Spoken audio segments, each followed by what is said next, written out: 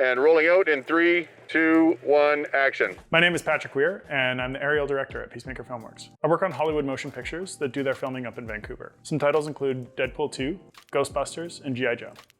A decade ago, I was working as a camera operator on Gold Rush, Alaska. It was at this time when I joined forces with a couple other guys and started a drone company. I started getting a name as somebody who could work in these really hard to get to locations. After a few years of working internationally, I decided I really wanted to make a base in Vancouver. At the same time, Peacemaker was looking to expand into drones. They were looking for an experienced drone pilot, and that was my foot into the door of the real Hollywood cinema movies.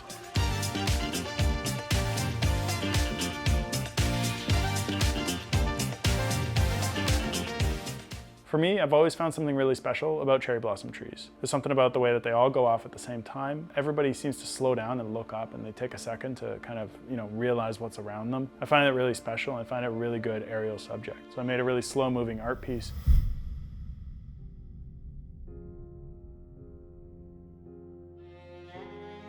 For me, my passion's always been about trying to hold a shot for a very long time and make it something that is like where you feel something throughout the whole shot, where it just kind of sucks you into it. I like doing that kind of work. That's my favorite thing to do.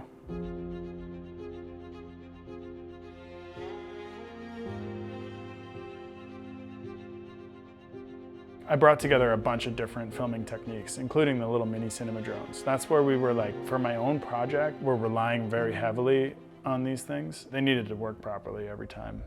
So I chose ProGrade. When it comes to Hollywood and when it comes to shooting with a little mini drone on set, you can't have that weak link be your memory card. That part has to be working properly. You can't cut corners there. And ProGrade offers the most reliability in the field.